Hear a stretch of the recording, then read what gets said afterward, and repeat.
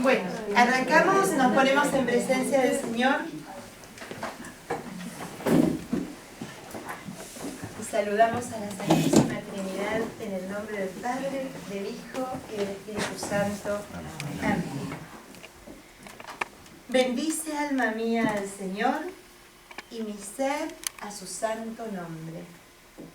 Bendice, alma mía, al Señor, y no olvides sus beneficios.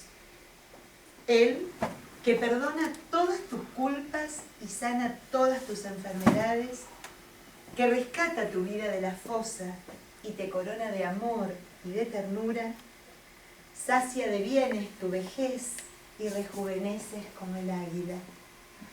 El Señor obra justamente y defiende a los oprimidos.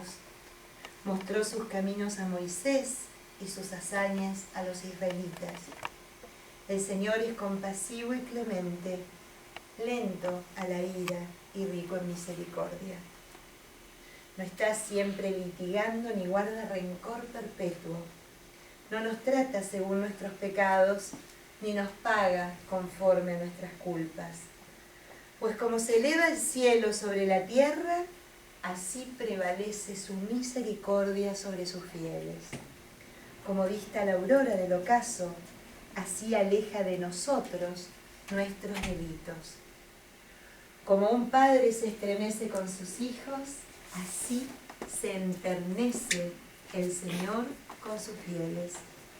Pues Él conoce nuestra hechura, recordando que somos de barro. La vida del hombre es como la hierba, florece como la flor campestre, el viento la azota y ya no existe. Ni siquiera su casa lo recuerda. Pero el amor del Señor a sus fieles dura desde siempre y hasta siempre.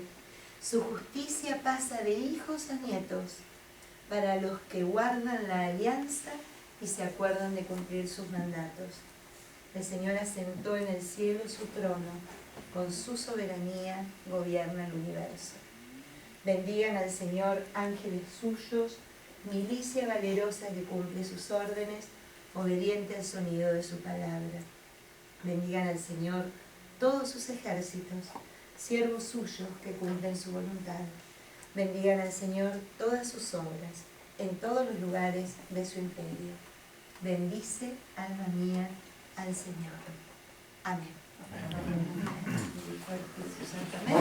Salmo 103 de verdad, no el que está entre paréntesis, 103 de verdad. Digo para que no se confunda, es 102, está entre paréntesis, figura como 102, 103. Bueno, estamos en el último tramo, para siempre recordarles un poquito por dónde andamos. Recuerden que estuvimos ubicados en el tramo que es el camino del Señor a Jerusalén. ¿Se acuerdan que es un tramo dividido en 3 partes? Habíamos visto que en la parte central está el capítulo 15 con toda la enseñanza acerca de la misericordia de Dios, lo que recién orábamos y cantábamos de alguna manera con este salmo, ¿no? Pasará todo, pero el amor de Dios no pasa jamás. El capítulo 15 en el centro de este camino que el Señor aprovecha, acuérdense, para enseñar lo que significa ser discípulo de Él. Para enseñarnos, no en la teoría, sino en la práctica. Ser discípulo es vivir su misericordia, experimentarla y celebrarla en los demás. Yo la experimento y la celebro en los demás. Así es como vivo. Cuando yo soy misericordioso con Él, porque entiendo la misericordia que Él me tiene a mí, que me ofrece a mí todo el tiempo. Estuvimos pasando la semana pasada y habíamos llegado al capítulo 16, casi al final del segundo tramo de este camino hacia Jerusalén, y veíamos cómo el Señor nos enseña el desprendimiento. A un desprendimiento que lo que hace es corrernos el velo para que podamos ver. para que podamos realmente registrar quién está a nuestra puerta. Veíamos en la hermosa parábola del rico y el pobre Lázaro, en donde veíamos que realmente la ayuda de Dios, que es el nombre del pobre, Eleazar, Dios me ayuda, o la ayuda de Dios, está siempre a nuestra puerta. ¿Para qué? Para ayudarnos que cuando lo vemos, empezamos a vivir ya la vida eterna. Poder vivir la vida eterna registrando a aquel que está tirado a nuestra puerta, esperando por nuestra ayuda. Eso estábamos viendo, ¿no? Que todo el capítulo 16 se preocupa prácticamente Jesús de decirle a los discípulos, no pueden servir a dos señores, decídanse. ¿Se acuerdan que cuando empezamos Lucas y cuando empezamos la primer parábola, algo hermosísimo que leí en uno de los libros que decía, un poco de Cristo, no todo de Cristo. Un poco de mí hacia Él, no todo de mí hacia Él. Eso es lo que Lucas me pide. Todo de todo. Todo yo y todo Él. Todo yo y todo Él. Lucas me invita a hacer una síntesis entre mi persona y la de Él. Y me muestra cómo en la vida cotidiana se puede dar esa síntesis sin ningún tipo de complicación. Simplemente es dejarnos y es dejarse, ¿no? Es asistir a esta invitación que nos hace. ¿Qué vamos a hacer hoy? Hoy llegamos a este último tramo. Que hay muchas parábolas en este último tramo. Hay parábolas famosísimas. La parábola de los talentos, por ejemplo. Está ahí nomás después del episodio de Zaqueo que vamos a ver hoy. Pero yo me quise centrar en esto que les puse hoy. De las parábolas a la vida. Porque lo de Zaqueo no es una parábola. Lo de Zaqueo pasa en verdad. No es algo que cuenta el Señor para que entendamos, sino que hubieron muchos testigos que lo vieron.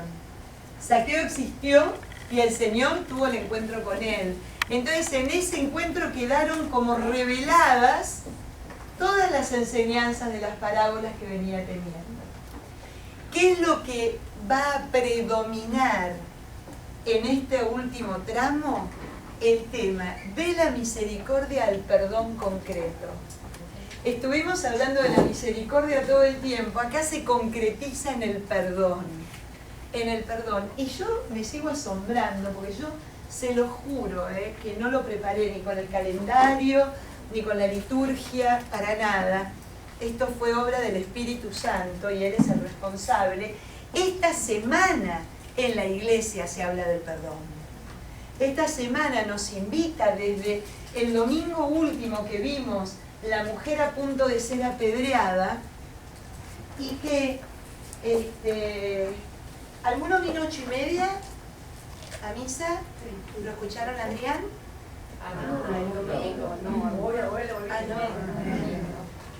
Qué lástima. Adrián llegó a Key Biscayne, se puso en la puerta de la iglesia y le entregó a toda persona que entraba a misa una piedra de este tamaño. Entonces arrancó la homilía diciendo, tomen todos la piedra que les di, apriétenla bien fuerte, bien fuerte, unos segundos, y suéltenla. Lástima que no las traje hoy. Me quedaron. No saben cómo duele la mano. Esto es lo que pasa con el corazón nuestro. Cuando el corazón es como una piedra y es una roca y se endurece, no solo nos lastima a nosotros cuando lo apretamos en nuestro interior, sino que lastima a todos los que tenemos alrededor. A este punto llegamos esta semana, a que el Señor nos dice que el corazón de piedra no se ablanda a los golpes, se ablanda solamente con amor. Cuando yo quiero ablandar un corazón de piedra a los golpes, se rompe. pero si lo hablando con amor, con misericordia, con calor, se vuelve como cuando nos lo dieron, que éramos niños y el corazón era puro, de carne, bien tiernito, y todo nos asombraba, todo lo creíamos, todo lo podíamos, todo era una espera nueva. Teníamos las posibilidades intactas y la fuerza interior. Siempre había posibilidad de pasarla bien, ¿o no? Eso es lo que dice Jesús en esta última parte, en el camino a Jerusalén. ¿Por qué? Porque lo que les espera a estos discípulos que se vienen preparando con Él es la cruz. Entonces, si no les enseña el valor que todo lo que vienen viviendo es para, que vienen escuchando, ¿no? Al lado de Él y viendo lo que Él va haciendo, es para que lo puedan capitalizar en su propia existencia, frente a la cruz, que es una prueba, en donde la cruz el Señor se va a hacer perdón para todo, ya que Lucas es en el único evangelio que mirando a los que lo estaban crucificando, ¿qué dice el Señor? Perdona a los padres, porque no saben lo que hacen. Entonces acá empieza a mostrarles cómo esa misericordia, si no lleva el perdón, no sirve para nada. No sirve para nada. Un poco nos está diciendo que este año de la misericordia no quede en los rulos, ¿no? No quede enredada en el pelo, en las buenas intenciones, sino que se haga carne a través del perdón y la aceptación. Es lo único que nos podemos llevar puesto y bien, ¿no? Para el bien de todos. Yo los invito a que abran ustedes el Evangelio a partir del capítulo 17, que es donde empieza este último tramo. Yo les voy a hacer como una suerte de resumen pequeño para que tengan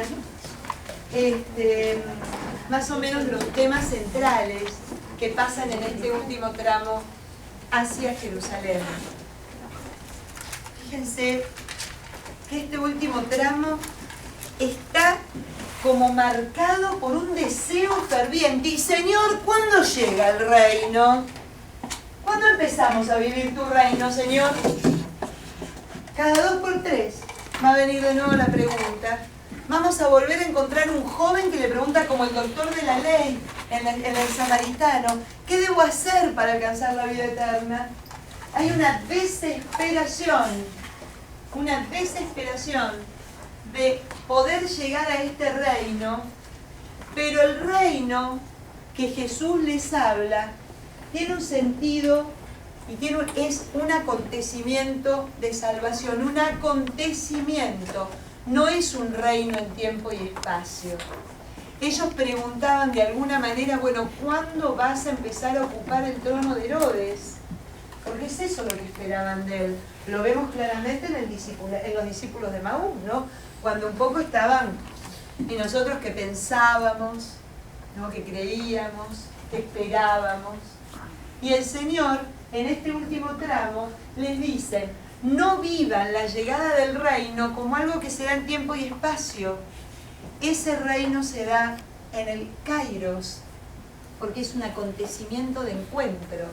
Y el reino es ya, hoy, acá. El reino se da cada vez que Jesús se encuentra con un pecador y éste se convierte y le transforma el corazón. Ahí empieza a darse el reino. Pero no había caso. No lo entienden. No lo entienden por nada del mundo. Por eso sigue el Señor con la misión del discípulo. ¿Quién es el discípulo? ¿Qué se debe ser para ser discípulo de él? Y tiene todo una connotación de orden escatológico. ¿Qué significa escatológico?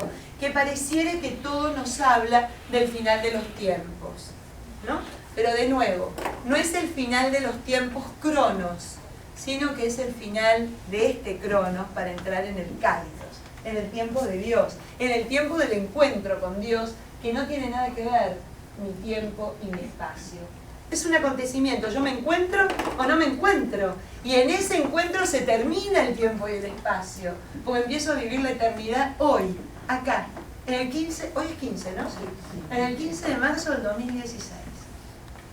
¿Entienden? Eso es a lo que los lleva. Dejen de pensar en el futuro, porque el futuro es hoy cuando se encuentran conmigo. Eso es lo que les dice el Señor, para que puedan cambiar el corazón, para que puedan cambiar la mirada. ¿Ven? Constantemente, ¿cuándo, no? El reino ya está entre ustedes, ya llegó, cuando hay encuentro. Si no hay encuentro no llega, pero eso depende de cada uno. ¿Logran entender este concepto que es tan importante? El reino no llegó en tiempo calendario. El reino llega cuando yo quiero que llegue. Cuando yo le doy lugar en mi vida. El lugar de mi vida es cuando me dispongo a recibirlo. ¿Como quién? ¿Como Simón para la alabanza de las virtudes? No. Como la pecadora. Con el alma dada vuelta y diciendo, Señor, te necesito. Porque sin vos... Ese es el acontecimiento. Ahí es donde experimentamos el reino. Tenemos que entrar dentro nuestro, como el Señor le invitaba el domingo a la pecadora y a los acusadores. El que esté libre, que tire esa piedra. Que la tire. La tire contra esa mujer. Ustedes saben que el que tenía derecho a tirar la primera piedra era el que había sido testigo del hecho. Ese era el que tenía derecho. Pero todos sabían de que era algo muy injusto, porque la ley de Moisés no decía lo que decían ellos. La ley de Moisés decía que los dos debían de ser acusados por pena de muerte. Había una, faltaba el otro. Entonces, lo llama a que a la autorreflexión, lo llama a encontrarse a ese reino en el corazón. Encuéntrense, piénsense, y después hagan lo que quieran con la piedra. Pero primero, revisen qué hay adentro de casa, ¿no? Inmediatamente, la parábola de los talentos nos va a contar, yo les invito a que la lean, ¿no? Pero es la misma que venimos viendo a lo mejor en distintos evangelios, por eso no la elegí. Me parecía mucho mejor hoy el episodio de Zaqueo, para entrar con el Señor en Jerusalén. Esperen porque todavía no llegamos al 19, porque la parábola de los talentos lo hacen en relación a un rey, a este rey que se va a ser nombrado, a ser coronado, a tomar el reino y deja a sus servidores con los talentos que le da para que lo produzcan, ¿no? Entonces, fíjense, está todo ligado al tema del reino, por eso les comenté lo de la parábola. ¿El reino cómo? ¿Y cómo? Como esto que veíamos el domingo. Si no nos hacemos como niños, dice en el capítulo 18, miren qué cosa más hermosa. 18, versículo 15. Le acercaron también unos niños para que los bendijera. Los discípulos al verlo los reprendían. Dejen que los niños se acerquen a mí y no se lo impidan, porque el reino de Dios pertenece a los que son como ellos. De alguna manera, al que vuelve a recuperar el corazón tiernito, ese que nos dio cuando nos hizo imagen y semejanza suya. Versículo 15 del capítulo 18. Fíjense que qué buena esta pregunta en este último tramo de la Cuaresma, ¿no? Porque poder de alguna manera llegar al inicio de la historia nos va a ayudar a caminar nuestro presente, ¿no? ¿Cuándo mi corazón empezó a hacerse durito? ¿Cuándo empezó a perder la ternura del de niño? ¿Qué cosas lo endurecen más? ¿No? Qué bueno poder preguntarse esto en esta semana para poder ofrecérselo. Esas son las cosas que valen la pena que Él reviva y que nos ayude a verlas, ¿no? Para nosotros hacer el trabajo con Él. ¿Qué cosas realmente me endurecen? ¿Qué cosas me separan de esto de ser como niño? Y que no me dejan ver ni siquiera la bondad de Dios en los otros, ¿no? Estoy tan durita que lo que veo es la dureza. No entro con lo que vamos a ver hoy, ¿no? Que hace con Zaqueo. Fíjense que inmediatamente aparece en el capítulo 18, si ustedes siguen un poquito más abajo, en el versículo 18, comienza el encuentro con el joven rico, que va a ser en este caso la comparación diametralmente opuesta a lo que va a pasar con Zaqueo. El joven rico, observante de la ley, muy conocido y muy asentado dentro de su ciudad y de su pueblo, se le acerca como el doctor de la ley en aquel momento, ¿no? Maestro bueno, ¿qué debo hacer para heredar la vida eterna? Jesús le contestó, ¿por qué me llamas bueno? Nadie es bueno fuera de Dios. ¿Conocés sus mandamientos? Y se los recita: no cometerás adulterio, no matarás, no robarás, no darás falso testimonio, honra a tu padre y a tu madre. Le contestó el joven, ¿no? Todo eso lo he cumplido desde la adolescencia. Al oírlo, Jesús le dijo: una cosa te falta, vende cuanto tienes, repártelo a los pobres y tendrás un tesoro en el cielo. Después, sígueme. No dice nada el Evangelio, solamente dice que al oírlo se puso muy triste porque era muy rico. Y ahí quedó. No saben, no nos dice. ¿Vieron? Como el hijo mayor y el hijo menor. No pasa. ¿Qué pasó después? No sabemos. Dice que se entristeció y nada más. ¿Por qué me parece importante? Porque van a ver el contraste con Zaqueo, ¿no? El contraste grande con Zaqueo. Y fíjense que después de hablar con el joven, tiene Jesús la última de las revelaciones o anuncios de la pasión con sus discípulos. Por última vez en Lucas, ya casi en Jericó, les anuncia lo que le va a pasar. Eso es en el versículo 31. Llevando aparte a los 12, o sea, no se lo dice a la multitud ni a los discípulos, se lo dice a los íntimos, a los que eligió uno por uno y con nombre, para que sean los que continúen con su obra. Miren, estamos subiendo a Jerusalén y se cumplirá en el Hijo del Hombre todo lo que escribieron los profetas. Será entregado a los paganos, se burlarán de él, lo insultarán, lo escupirán, lo azotarán y lo matarán. Y al tercer día resucitará. Y algo muy interesante, como termina Lucas diciendo, como Marcos, en esto coinciden los evangelios, ellos no entendieron nada. El asunto les resultaba oscuro y no comprendían lo que decía. Marcos va a agregar en este último punto, y no se atrevían a preguntar. Tenían miedo, no querían saber más nada. Nada, ¿no? Lo negaron. Y acá viene algo tan interesante. Fíjense que estos 12 que empezaron a caminar prácticamente cuando Jesús comenzó su vida pública, cuando empezó todo su ministerio, ¿no? Cuando comenzó a mostrar quién era, al elegirlos caminaron con él. Y pone Lucas, ante la incomprensión de los discípulos, algo fabuloso.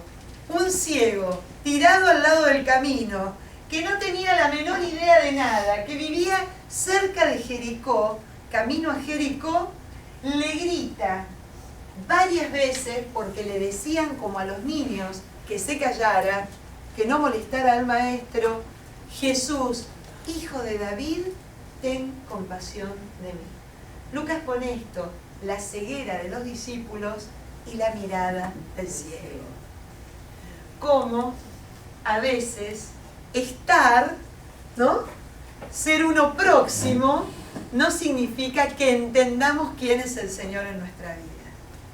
Podemos no estar tan próximos ni saber tanto de Él, pero tener una plena conciencia y sentir en el corazón la certeza de que es el Hijo de Dios, como la tuvo este ciego. Nadie se lo había dicho.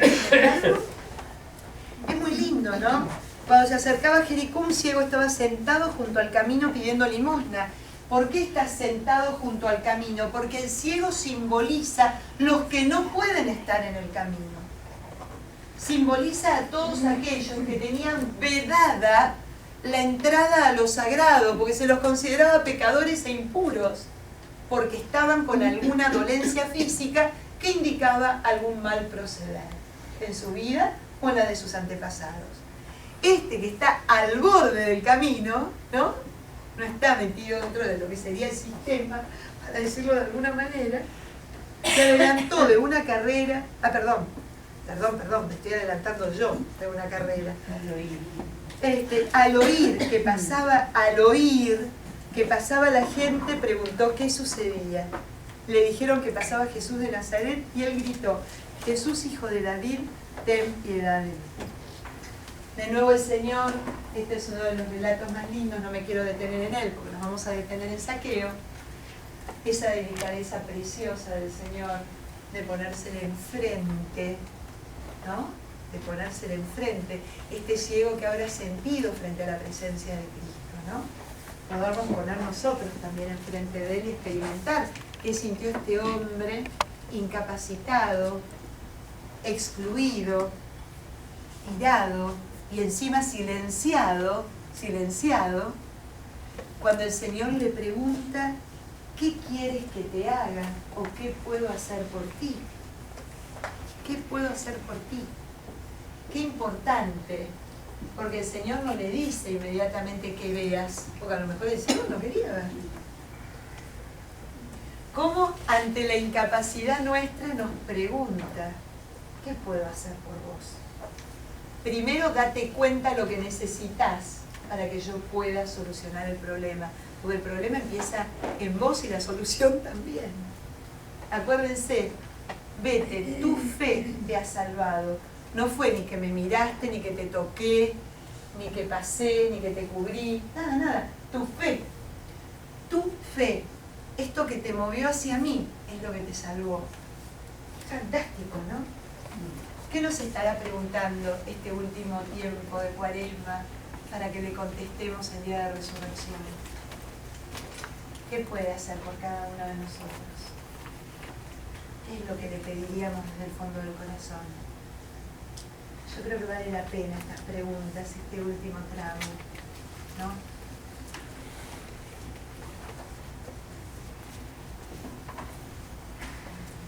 Y encontramos inmediatamente el episodio donde nos vamos a quedar por un ratito. Tan lindo, el episodio de Zaqueo. El episodio de Zaqueo se da en un lugar un poquito especial. Esta Jericó parece que es, como dice el padre Preusato en uno de sus libros sobre Lucas, parece que es el lugar de los impedimentos para llegar al Señor. Vimos el ciego que empezó a gritar y los discípulos decían: no molestes, no grites, cállate. Y no dejaban que su voz llegara al maestro, pero el Señor lo escuchó. ¿No? Lo que acabamos de ver. Y ahora vamos a ver un hombre pequeño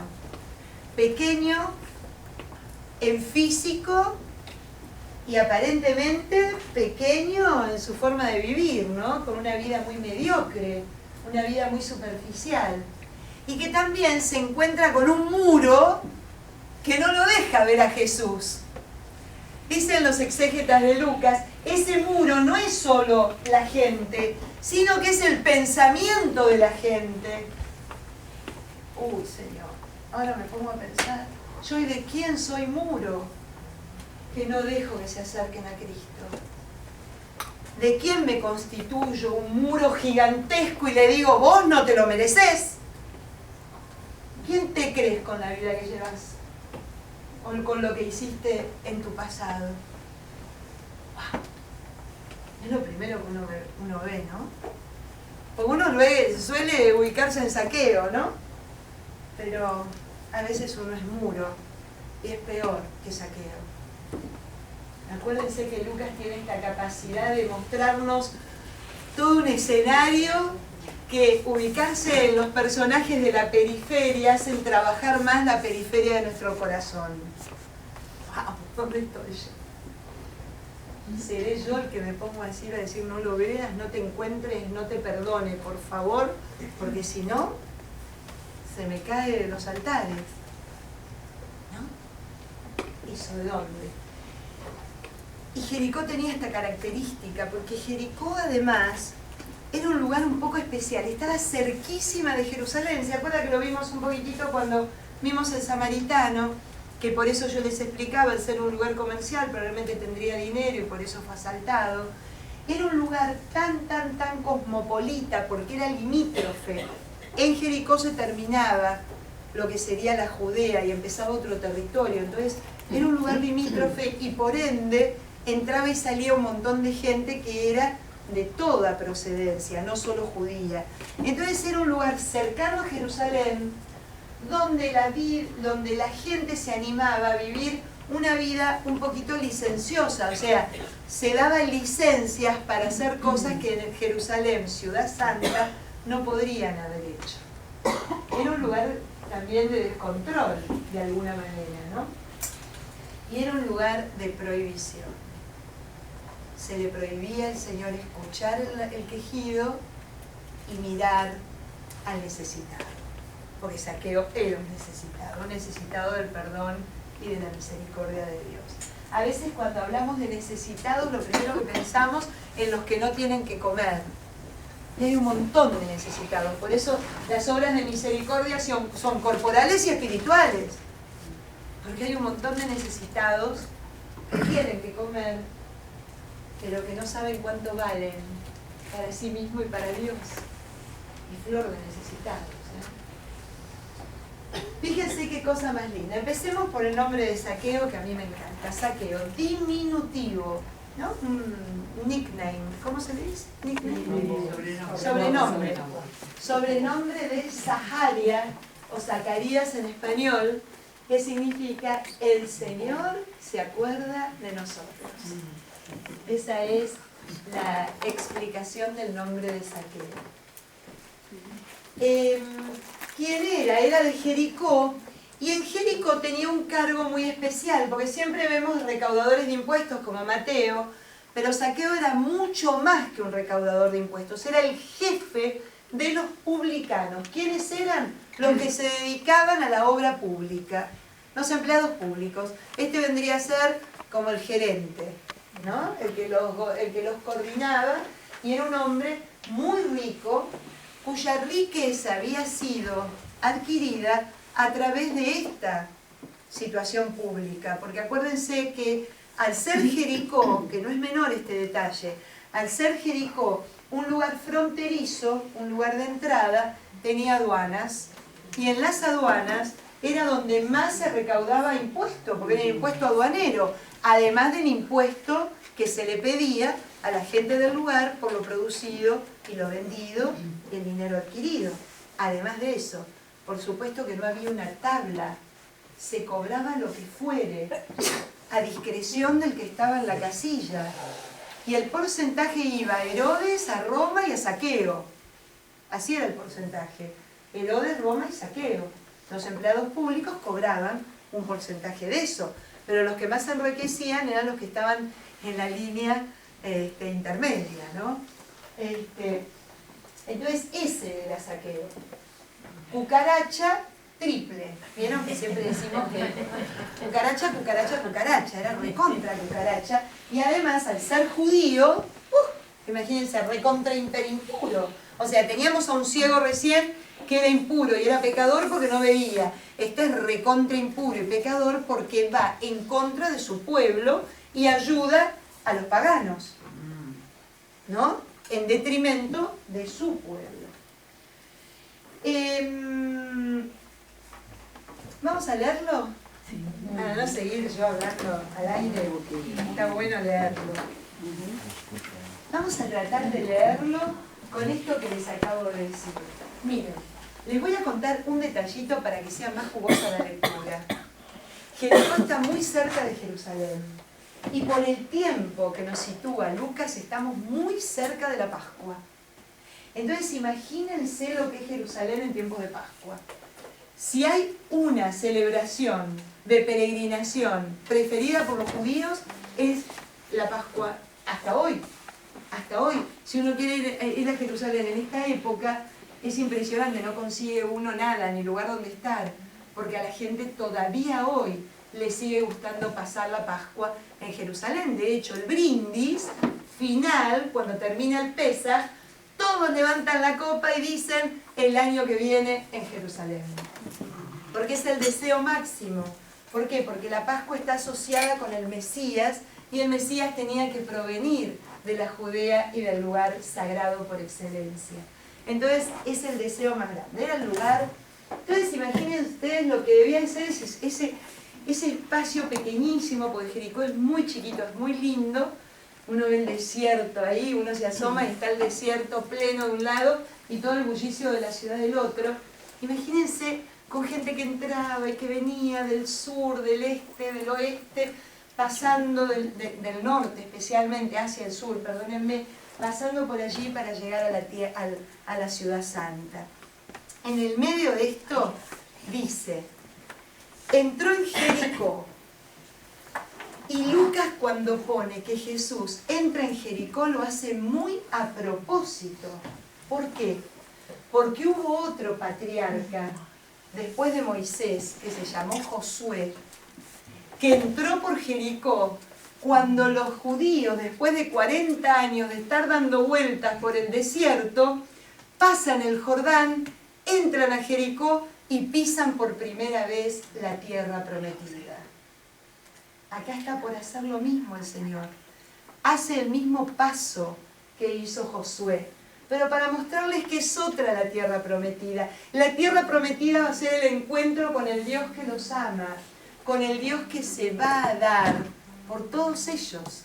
Ya no es una tierra, un espacio, sino que la tierra prometida es Él mismo y es una eternidad.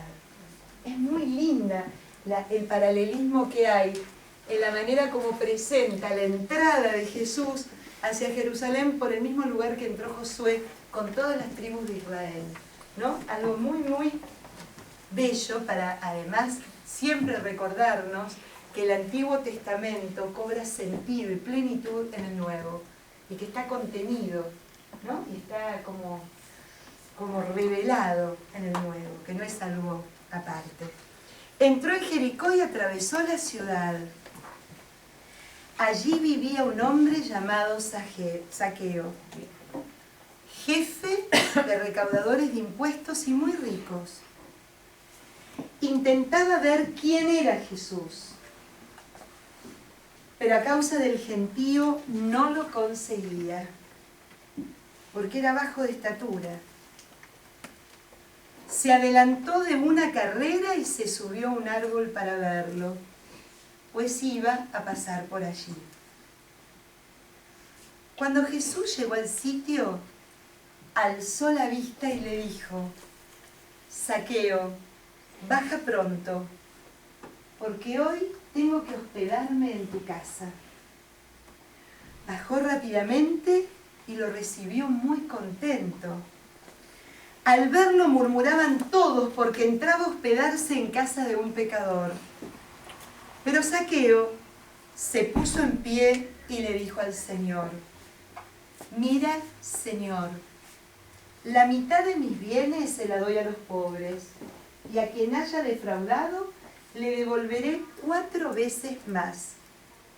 Jesús le dijo, hoy ha llegado la salvación a esta casa, ya que también él es hijo de Abraham, porque el Hijo del Hombre vino a buscar y a salvar lo perdido.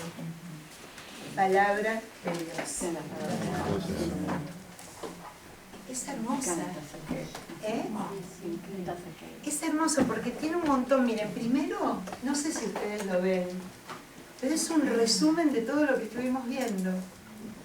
Zaqueo resume todas las parábolas que el Señor estuvo enseñando. Y acuérdense que no es una parábola, es una realidad. Es este encuentro que se da entre Jesús y este hombre.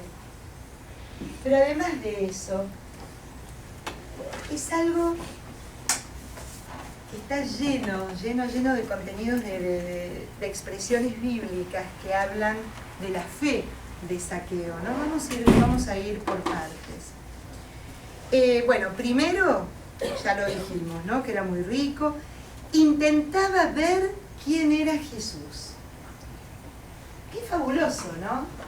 Porque lo último que uno pensaría en un hombre como él, tan instalado y tan seguro en sus bienes y en sus cosas y en su actividad, que tuviera algún interés de ver a Jesús. Pero claro, uno cuando llega a este renglón, ¿en quién se acuerda? Yo me acuerdo de Simón,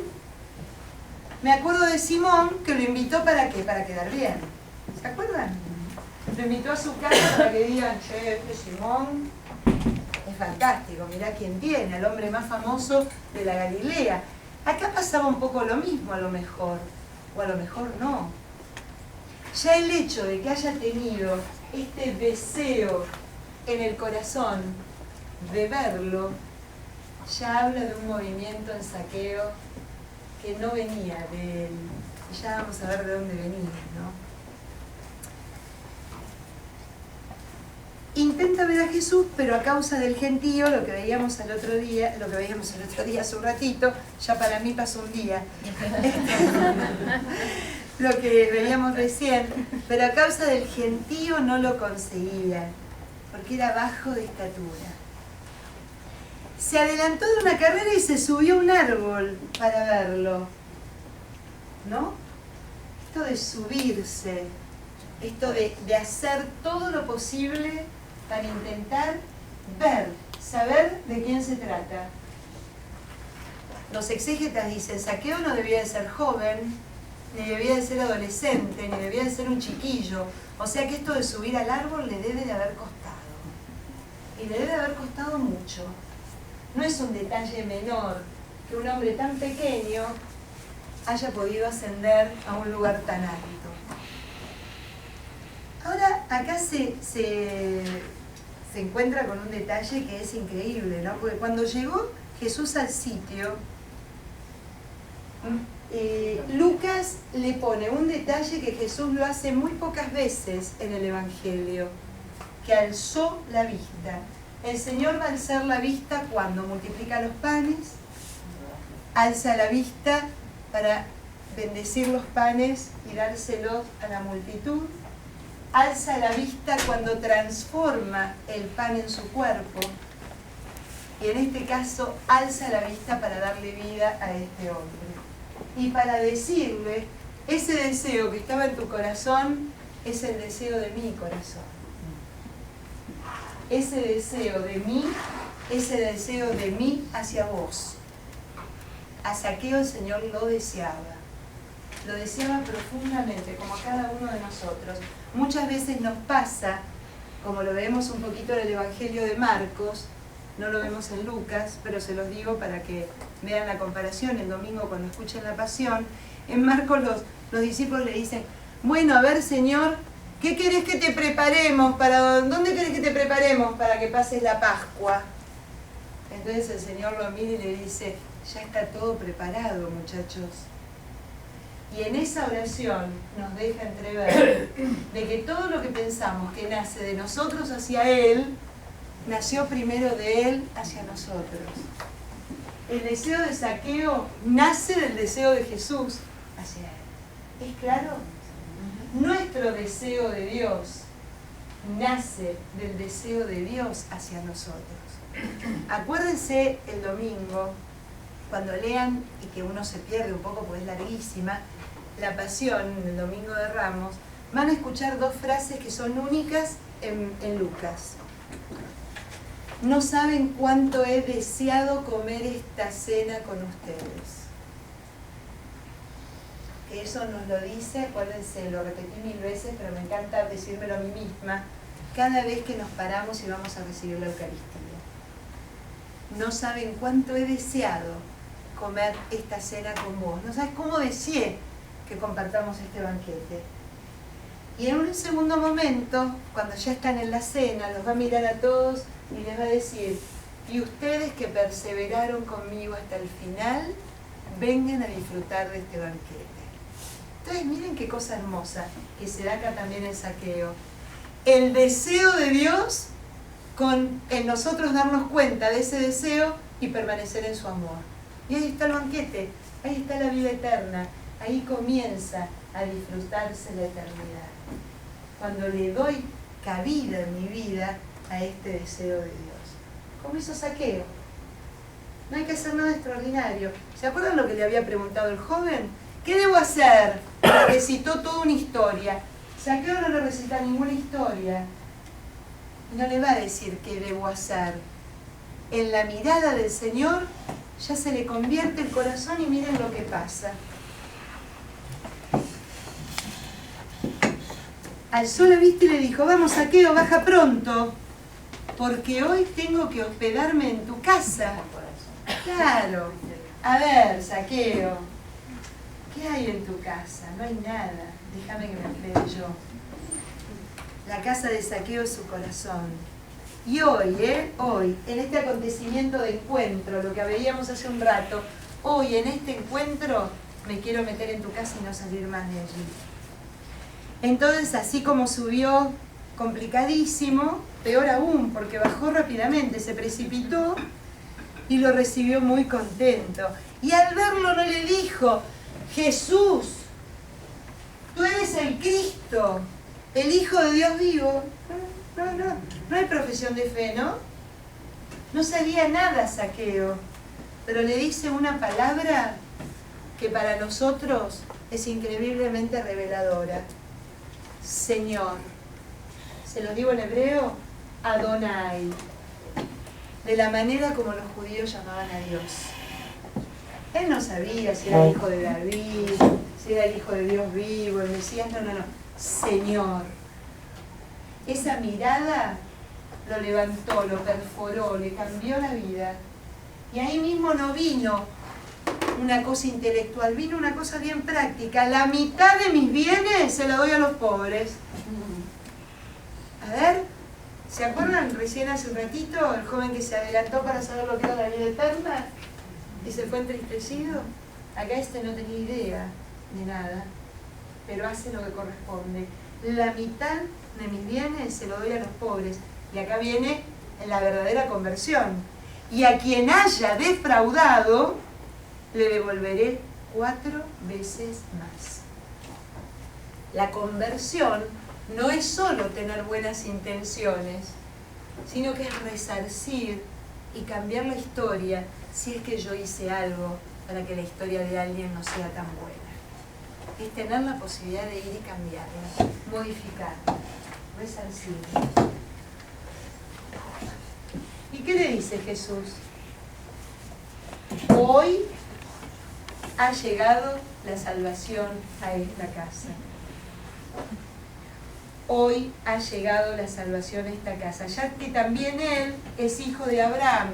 Le devuelve la identidad como hizo el padre bueno cuando recibió a su hijo. Le devuelve la identidad, vos sos hijo de Abraham. Y ya le había devuelto la dignidad cuando Zaqueo de pie le puede decir al Señor lo que iba a hacer con su vida a partir de ese encuentro. Cuando alguien está de pie en el Evangelio de Lucas, significa que está resucitado, redimido, que ya es otra persona, que ya se le devuelve todo aquello que perdió o que nunca encontró a lo largo de su vida. De pie. Porque el Hijo del Hombre vino a buscar y a salvar lo que estaba perdido. Lo que escuchamos en tantas parábolas, que fue a buscar a la oveja perdida, que fue y no paró hasta encontrar la moneda extraviada, que estaba esperando al hijo que se había ido, que estaba muerto y que volvió a la vida. Esto pasó de verdad, fue un encuentro de verdad, en un lugar y en un tiempo. Pero en ese encuentro, en ese lugar y en ese tiempo nos regaló el sentido de la vida eterna. Nos regaló el sentido de la vida eterna. ¿Cuándo yo tuve ese encuentro tan visceral, tan de cambio, tan de conversión con el Señor? Y si no lo tuve, dice, es hoy, es dejarme.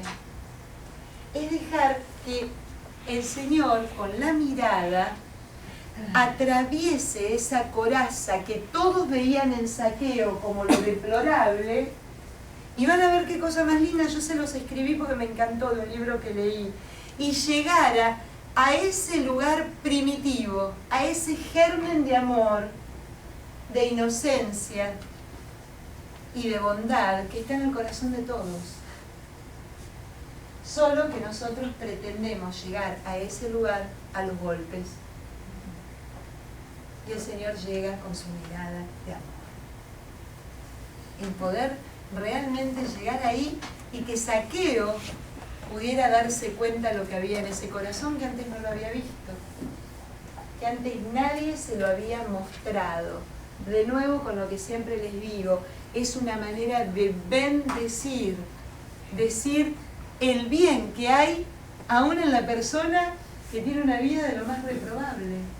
Es una manera de bendecir, y al bendecir ese bien se actualiza y se acrecienta. Si siempre me paro en lo malo, en lo duro, en lo terrible, nunca voy a poder llegar a descubrir lo bueno ni ayudar a que el otro lo descubra. Eso es realmente la tarea del misionero, ¿no? Del testigo y misionero de Cristo. Bueno, les propongo hacer una meditación preciosa. No veía las horas de llegar a la meditación. Hoy terminamos con una canción que no se puede ni la tienen que escuchar, la conocen. Juana la canta linda, pero como no sabía que venía, si no le hubiese dicho que trajera la guitarra y la cantara ella. La traje yo en la computadora. Es una meditación que a mí me mató, realmente me encantó.